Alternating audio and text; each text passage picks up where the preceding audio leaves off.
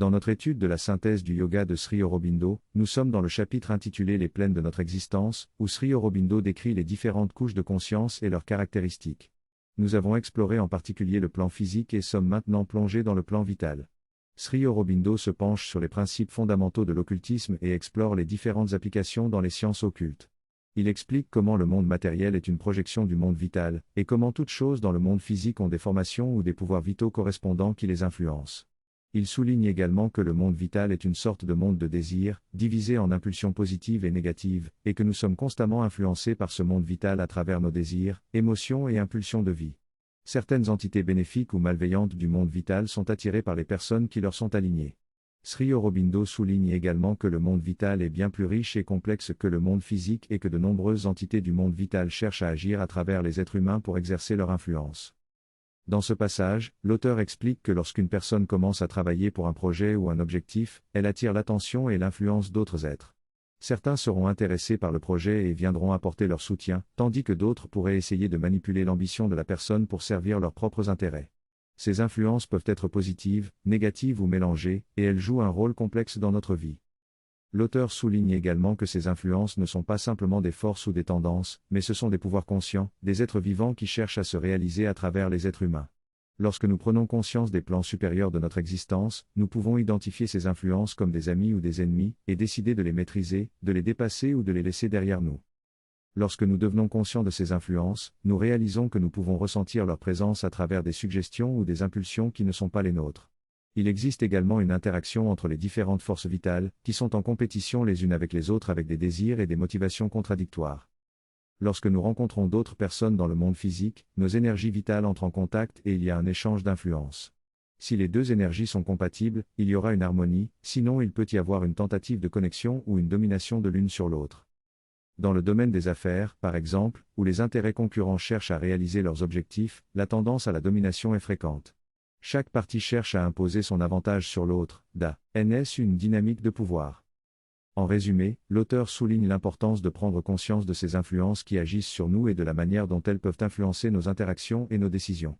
Il suggère que la compréhension de ces forces et le développement de notre conscience supérieure peuvent nous permettre de les maîtriser et de choisir consciemment notre propre trajectoire. Dans cet extrait, l'auteur explique que certaines énergies peuvent influencer nos décisions et notre état d'esprit de manière subtile. Lorsque nous entrons dans l'espace personnel de quelqu'un, il se crée une relation énergétique qui peut être avantagée ou désavantagée en fonction de l'environnement où cela se produit. Par exemple, si l'on se trouve dans un lieu où la première personne est très à l'aise et se sent en contrôle, la deuxième personne sera déjà en position de désavantage. Cela s'applique à tous les domaines de la vie, y compris dans le monde des affaires où ces dynamiques sont plus évidentes. De plus, il est souligné que nos interactions avec les espaces et les personnes peuvent influencer notre propre énergie, et que souvent, les hiérarchies implicites jouent un rôle dans ces relations énergétiques. Par conséquent, il est important de reconnaître l'importance de l'environnement et de l'énergie qui l'entoure dans nos interactions quotidiennes. L'auteur donne l'exemple d'un guérisseur qui tente de soigner une personne malade, mais si l'environnement est imprégné d'une énergie contraire, la guérison peut être inefficace. De même, il est expliqué que même dans un contexte scientifique, les résultats peuvent être influencés par l'énergie de l'environnement. Enfin, l'auteur mentionne que certains philosophes ont exploré ces dynamiques à un niveau plus profond, en s'intéressant notamment à ce qui se passe lorsque nous dormons et que notre corps vital est exposé dans le monde vital. Dans cette discussion avec les étudiants, la mère explique que lorsqu'on dort, nos êtres intérieurs se libèrent du corps et deviennent plus ou moins indépendants. Ils se dirigent vers leur propre domaine de conscience, que ce soit dans le monde vital ou mental. Pendant ces voyages nocturnes, ils peuvent explorer, se perdre ou simplement dériver sans but précis. Le mental est particulièrement libre et n'est pas limité par le corps physique, tandis que le vital est plus fixé physiquement.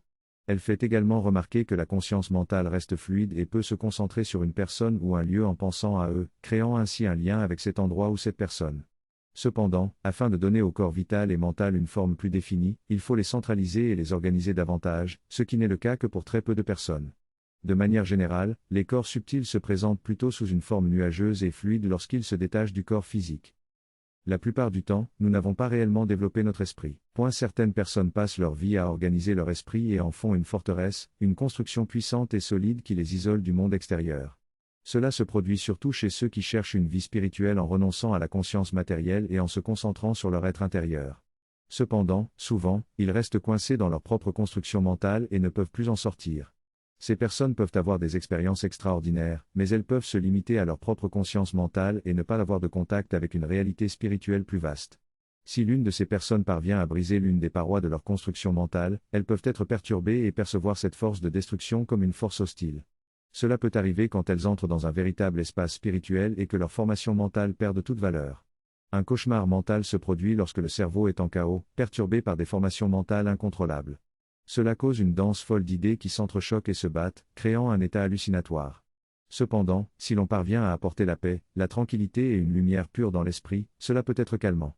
Dans un cauchemar vital, le pire est de se battre contre un ennemi qui veut vous tuer mais que vous n'arrivez pas à toucher, malgré tous vos efforts.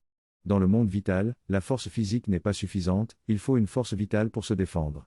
Par exemple, dans un rêve où vous êtes poursuivi par un tigre, si vous entrez dans une relation de peur, le tigre devient plus fort et vous devenez plus faible. Mais si vous restez sans crainte et regardez le tigre droit dans les yeux, vous changez l'équilibre de la relation et votre énergie devient ferme. Ainsi, vous pouvez résister à la force qui vous attaque. Dans ce passage, l'auteur explique comment le changement d'énergie se reflète dans la forme physique. Il compare cette transformation à celle qui se produit dans un rêve, où un tigre peut se transformer en chat. Il explique que lorsque l'on se trouve dans une situation où l'autre personne est plus dominant, on peut inverser le rapport d'énergie en restant calme et confiant, en s'appuyant sur notre propre force intérieure. Il raconte des anecdotes de personnes puissantes rencontrant la mère Sri Aurobindo et étant complètement transformées en sa présence. Il affirme que lorsque l'on possède un pouvoir spirituel, cela change complètement la dynamique de la situation. Il mentionne également comment le pouvoir politique peut être influencé par ce type d'énergie. Il souligne l'importance de comprendre ces concepts afin de mieux comprendre notre monde matériel. Enfin, il aborde la question des cauchemars mentaux et explique comment le silence mental et vital peut amplifier le pouvoir de l'énergie vitale. La pleine intégration du mental et du vital autour de l'être psychique est extrêmement rare car nous ne travaillons jamais consciemment dessus. Nous vivons notre vie vitale, guidés par les impulsions vitales qui sont chaotiques et en constante influence les unes sur les autres. La plupart de nos pensées viennent de l'extérieur et plus de 90% d'entre elles ne sont pas issues de notre propre réflexion. Si nous n'avons pas organisé notre mental et notre vital autour de l'être psychique, ils se dissolvent lors de la dissolution de l'être psychique ou vital. Cependant, si nous prenons la peine d'organiser et de centrer notre être psychique, nous pouvons continuer notre évolution d'une vie à l'autre et ne pas avoir à tout recommencer à chaque nouvelle incarnation. Il est crucial de travailler sur cette organisation pour pouvoir continuer à développer notre aspiration spirituelle. Par exemple, l'esprit d'un grand penseur peut s'identifier à un autre esprit après la mort, et le talent d'un musicien peut persister dans le monde vital et attirer ceux qui ont des capacités similaires. Lorsqu'une personne est assez sensible et réceptive, il est possible de s'identifier aux mains d'un autre individu et réaliser des choses merveilleuses grâce à elle. Les mains sont en mesure de conserver les empreintes des expériences passées, ce qui permet à une personne débutante de développer un style de jeu similaire à celui d'un musicien qu'elle apprécie. Lorsque ces empreintes s'impriment dans les mains d'une autre personne, elles transmettent une énergie vitale organisée. Ces empreintes peuvent demeurer attachées dans le domaine universel, ajoutant ainsi aux possibilités de jeu humain. Il est tout aussi possible que cela se produise de manière consciente chez une personne ayant développé une conscience vitale et mentale de cette nature. Ainsi, une personne qui a développé cette conscience dans ses mains peut l'imprimer chez un autre, comme un étudiant, créant ainsi une transmission de la conscience du maître à travers les mains de l'élève. Cette transmission se produit lorsque l'élève est réceptif et ouvert, et non centré sur son propre ego. Dans les arts traditionnels, la formation commence souvent par l'humilité, la soumission et la réceptivité de l'étudiant envers le maître, créant ainsi un environnement propice aux empreintes. Cela peut même impliquer de servir le maître dans sa vie quotidienne pour créer une relation de réceptivité adéquate. Cette dynamique s'applique également à la conscience spirituelle. La mère fondatrice, la mère, avait expérimenté cela lorsqu'elle travaillait sur la conscience cellulaire du corps pour éveiller l'aspiration divine chez les cellules. Elle avait découvert par hasard qu'une répétition d'un certain mot était bénéfique. Également, la mère a noté qu'en étant présente lorsque les étudiants regardaient un film, leurs esprits étaient ouverts et passifs, ce qui lui permettait de travailler plus facilement sur eux. Elle en a profité pour utiliser les films pour transmettre certaines valeurs positives en chantant un mantra spécifique, ou observant une réponse immédiate dans les cellules de leur conscience. Cela illustre la possibilité d'imprimer des valeurs positives et de travailler sur les différentes couches de conscience à travers diverses méthodes. Dans cette partie de la réponse, il est mentionné le cas d'un homme nommé Kapali Shastri Ur, qui avait maîtrisé le mantra Shastra et était venu voir la mère avec sa connaissance complète. Même après avoir quitté son corps physique, il avait conservé toute sa connaissance grâce à l'organisation et à la centralisation de son esprit autour du psychique. Il a offert à la mère toute sa connaissance, qui a été versée dans son esprit. Cela montre la possibilité fantastique d'une transmission de connaissances, de pouvoirs ou de motifs énergétiques dans le monde mental ou le corps vital, si nous sommes conscients et ouverts à la réception. Cela se produit également dans la relation entre maître et élève, bien que de manière moins intense. Il est important d'être réceptif, mais il faut aussi avoir la capacité de transmettre ou d'imprimer cette connaissance. Un autre exemple est donné avec Randolph Kumar Bhattacharya, qui a été sélectionné par la mère en tant que responsable du département d'éducation physique. Elle lui a donné la capacité de jouer au tennis même s'il n'en avait jamais joué auparavant, en imprimant dans sa conscience toutes les compétences nécessaires. Ainsi, il devait utiliser l'expérience vitale plutôt que la pensée mentale pour coordonner son corps et jouer correctement. Tout cela montre les possibilités extraordinaires de l'impression de connaissance et d'énergie dans le corps mental et vital, et comment cela peut être utilisé dans les traditions occultes et spirituelles. Dans ce texte, l'auteur parle de l'influence des mondes vitaux sur les êtres humains. Il explique que ces influences ne se limitent pas à éveiller des émotions ou des pulsions, mais cherchent également à manifester leur schéma énergétique, leurs compétences et leurs capacités chez les individus.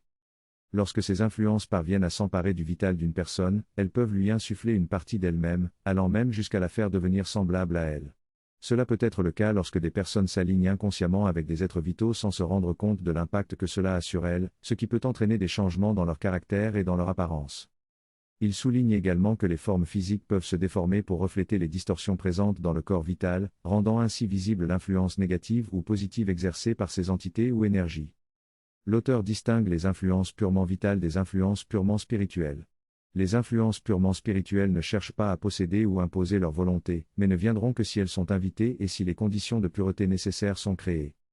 Il conclut en affirmant que l'influence spirituelle, ne viendra pas se mêler au vital, contrairement aux influences vitales qui ne sont pas dérangées par les mélanges. Il explique que la façon la plus efficace d'éviter les influences vitales indésirables est de créer une base de pureté où ces énergies ne pourront pas s'imposer. Dans cette discussion, il est expliqué que chaque plan, qu'il s'agisse du physique, du vital ou du mental, a sa propre existence et ses mouvements propres, sans nécessairement se soucier des autres plans. Cependant, pour qu'une possibilité statique ou latente dans un de ces plans se transforme en une réalité dynamique dans le monde physique, il faut quelque chose de plus.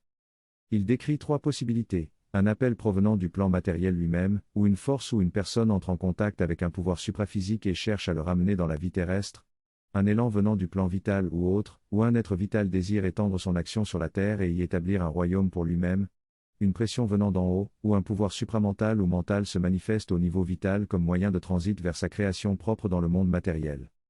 Il souligne également que, pour se manifester dans le monde physique, une force spirituelle ou mentale doit passer par le plan vital, car le monde physique lui-même est une projection du plan vital. Si elle contourne complètement le plan vital, son effet sur le physique sera subtil et imperceptible. Ainsi, le plan vital joue un rôle essentiel dans la manifestation des forces spirituelles dans le monde physique. En conclusion, pour que quelque chose qui existe dans les plans subtils ou spirituels se manifeste dans le monde physique, il faut un appel du plan matériel lui-même, un élan du plan vital ou un mouvement venant d'en haut. De plus, le plan vital joue un rôle clé dans la manifestation des forces spirituelles dans le monde physique. Dans ce texte, l'auteur explique comment de grandes réalisations ou créations peuvent se produire lorsque différents éléments agissent ensemble. Il décrit comment une personne sur Terre peut invoquer consciemment une puissance supérieure et être prête à participer à la manifestation de ce qu'elle cherche. Un mouvement spirituel vient se connecter à cette personne et utilise les énergies existantes sur les plans vital et mental pour créer une manifestation effective. L'auteur donne l'exemple de la Révolution française où des idéaux tels que la liberté, l'égalité et la fraternité ont été amenés du plan spirituel et ont trouvé écho chez certaines personnes en France, ce qui a conduit à un changement révolutionnaire. Cependant, l'auteur souligne que si l'origine de la manifestation est purement vitale ou mentale, elle reste limitée dans sa portée. Seule une partie limitée de l'action des plans supérieurs est concernée par l'existence terrestre et, en raison de la rigidité de la forme physique, seule une quantité limitée de ces réalités peut être contenue dans le monde physique. Cependant, ces manifestations ont des répercussions durables et se propagent à travers le monde, montrant ainsi la présence d'une puissance spirituelle derrière elles. Dans ce texte, il est expliqué que les idéaux de liberté et d'égalité sont en compétition pour se manifester. Cependant, il est souligné qu'il n'est pas possible d'avoir les 2 idéaux dans le même espace, car ils semblent diamétralement opposés. Ainsi, ils se heurtent et créent leurs propres espaces séparés. Cela peut entraîner des conflits entre les individus, les communautés et les nations. L'auteur propose alors l'idée d'une fraternité qui peut servir de base pour harmoniser et unir les idéaux de liberté et d'égalité. Il affirme que cette fraternité doit être spirituelle, car c'est à ce niveau que nous sommes tous égaux en tant qu'âme en évolution et enfants du divin. L'auteur fait référence à Auroville, où une telle fraternité est recherchée, et à l'action spirituelle qui peut surmonter les conflits et conduire à un développement harmonieux. Il conclut en soulignant l'importance de comprendre les conflits et les intérêts conflictuels qui peuvent survenir lors de la manifestation des idéaux à travers les domaines mentaux et vitaux. Cependant, il affirme que la dimension spirituelle peut agir au-delà de ces conflits et les utiliser pour progresser. Dans ce texte, l'auteur décrit comment un conflit peut mener à une création plus complète et réussie, en faisant référence à une communauté en Italie qui a reproduit un domaine vital sous terre. Cependant, malgré cette reproduction exacte, il manque quelque chose de spirituel à cet endroit. L'auteur explique que la traduction d'un domaine dans une autre substance et un autre rythme de manifestation crée une différence dans le monde physique. Les formes y sont rigides et statiques, contrairement au monde vital où elles sont fluides et changeantes. De même, une création supramentale sur Terre ne serait pas simplement une reproduction de la création sur le plan supramental, mais une nouvelle découverte triomphante du divin dans des conditions uniques. L'auteur parle également du monde subtil physique, qui offre des possibilités et des expériences qui ne sont pas disponibles sur Terre, comme la liberté, la plasticité, l'intensité et la richesse des couleurs. Finalement, l'auteur suggère que les progrès technologiques, comme les écrans d'ordinateur, pourraient permettre de représenter ces expériences plus proches du monde subtil physique. Il y a ici une potentialité de divin qui différencie l'autre, malgré ses plus grandes libertés, et justifie le travail de création. Chaque plan a le principe des autres plans en lui-même, ce qui crée de nombreuses influences sur nous. En nous éveillant au plan supérieur de notre existence, nous devenons conscients de ces influences, qu'elles soient amicales ou ennemies, et cherchent à nous posséder. Mais nous avons la possibilité de maîtriser et renverser ces pouvoirs, en utilisant notre être mental de manière supérieure. Nous pouvons recevoir et transformer ce que le niveau vital a à offrir pour le façonner en termes de référence mentale ou spirituelle supérieure. Le but est de dépasser les limites du niveau vital et de progresser vers des possibilités plus élevées. Cela s'applique également aux mondes mentaux et à certains êtres spirituels. Les anciens systèmes magiques d'évolution consciente et les méthodes spirituelles suivent le même principe, en passant d'un niveau à un autre. Il est important de ne pas se fixer sur le pouvoir obtenu à chaque niveau, mais de le dépasser pour atteindre une plus grande liberté. Cela nécessite de renoncer à la dépendance envers ces êtres et de progresser avec l'aide des suivants dans la séquence. C'est un processus laborieux et progressif. Ces systèmes ont des étapes hiérarchiques claires, marquées par des étapes successives. La progression spirituelle jusqu'au 33e degré symbolise le développement de la Kundalini, qui se trouve au bas de la colonne vertébrale. Cependant, certaines pratiques se concentrent uniquement sur les mondes vitaux, considérant les êtres vitaux comme des êtres spirituels, mais ils ne comprennent pas que ces êtres ne sont que des émanations des êtres spirituels véritables. Ils poursuivent donc leur quête de liberté sans atteindre la conscience de soi, ce qui est le véritable éveil spirituel. D'autre part, les traditions purement physiques ou spirituelles tentent de contourner ces étapes intermédiaires pour atteindre directement la source supérieure. Cependant, cela peut être difficile pour la personne ordinaire. L'approche du yoga intégral consiste à se connecter directement à la divine mère, la Shakti, qui est la mère de tous les dieux et déesses. En s'alignant sur elle, elle peut agir directement sur les parties les plus élevées de notre esprit et de nos émotions pour purifier, transformer et perfectionner notre conscience. Cependant, cette action est si complexe et variée qu'il n'est pas possible de la réduire à un système fixe. Il existe des étapes et des principes généraux, mais la nature de l'action est fluide et flexible. Nous pouvons ne pas être pleinement conscients de tout le travail qui se déroule en nous, mais nous pouvons observer des changements et des améliorations dans différentes parties de notre être.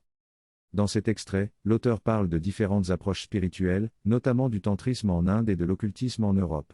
Il explique que ces pratiques se concentraient principalement sur l'acquisition de pouvoir et l'utilisation de ces pouvoirs pour influer sur le monde. Cependant, il souligne que ces pratiques ne conduisent pas nécessairement à la libération spirituelle véritable. Il affirme que dans le yoga intégral, ces pratiques sont considérées comme des obstacles et sont donc abandonnées. Au lieu de cela, l'auteur suggère que la seule chose nécessaire est une concentration exclusive sur le spirituel.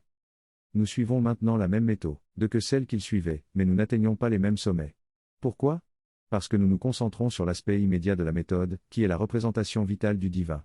Cela a une importance certaine dans l'occultisme européen, notamment au Moyen Âge. En Inde, à la même époque, des choses similaires se produisaient, mais de manière moins structurée, sans école ni société secrète.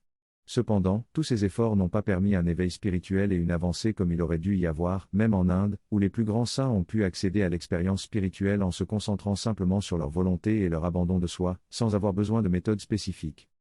Dans le passé, il y avait beaucoup de superstitions, issues d'une compréhension ignorante et déformée des croyances, ainsi que d'une gestion maladroite des lois du monde invisible. Cependant, derrière ces superstitions se cachent des vérités que la science future, libérée de son obsession exclusive pour le monde matériel, pourra redécouvrir.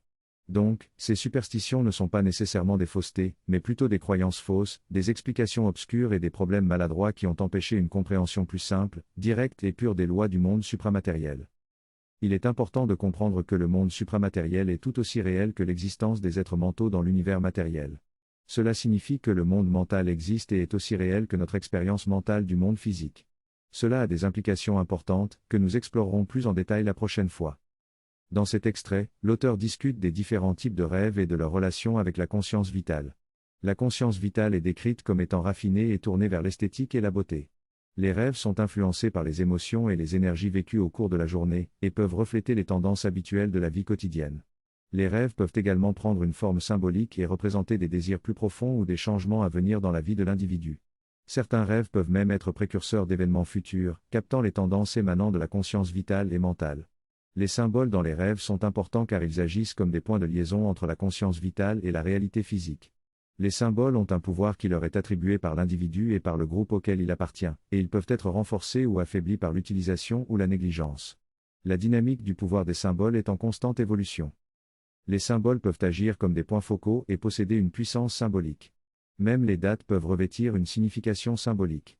Aujourd'hui est l'anniversaire de mon enseignant ANP, et nous avons marqué cet événement avec une carte spéciale.